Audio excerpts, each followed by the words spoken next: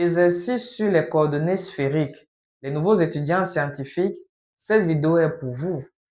Déterminons les ensembles des points de l'espace tel que ça a été donné dans l'énoncé. C'est un exercice que je donne généralement aux nouveaux étudiants pour parachever l'acquisition des connaissances sur le système de coordonnées sphériques.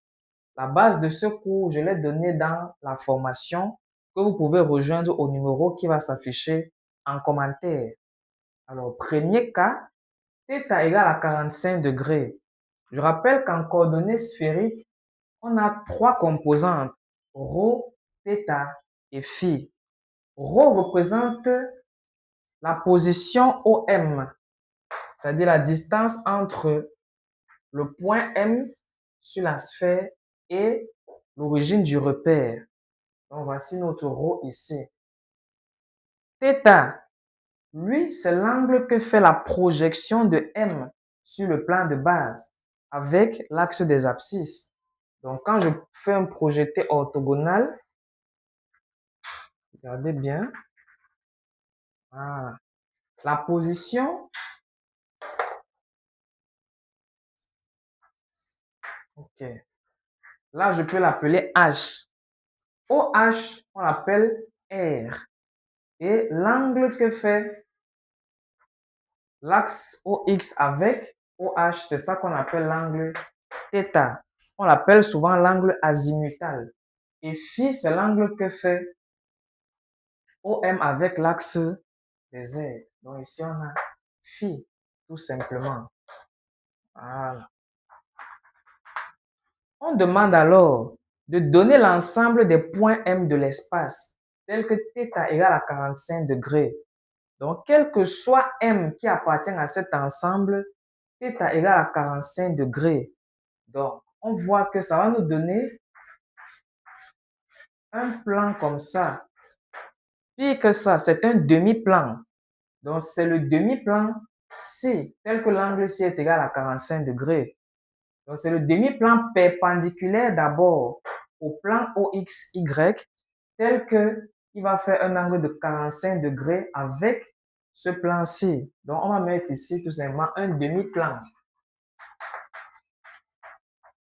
Voilà. Deuxièmement, on a R égale à 5. J'ai déjà défini ce que R c'est.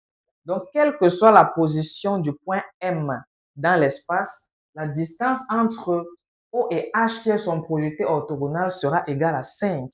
Mais attendez, R est en bas. Ça veut dire que ça va nous faire quelque chose comme ça. Donc, si on a ici 5, 5 partout là. Ok, là, en bas, nous avons un cercle de rayon 5. Mais comme nous sommes dans l'espace, il aura une côte Z. C'est-à-dire, quel que soit M là, quand on projette, ça donne 5. Donc, on aura un cylindre. Du coup, on aura un cylindre vertical. Cylindre vertical de rayon 5. C'est très simple.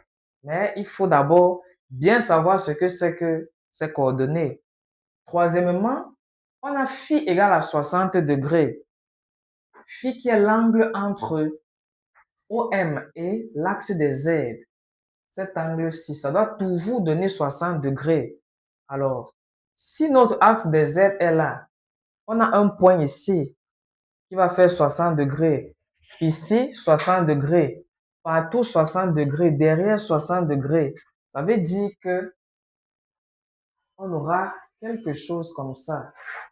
Et ça va représenter un cône de révolution. Donc, on a le cône de révolution de sommet O. Cône de révolution. Et le dernier cas, ρ égale à 3, qui est un cas assez simple. Si tout le temps ρ égale à 3, partout en bas là, ça veut dire que c'est une sphère. Donc, on aura une sphère de rayon 3. Terminé. Alors, c'était tout pour cette vidéo. Likez, abonnez-vous et partagez massivement. À plus pour une prochaine vidéo.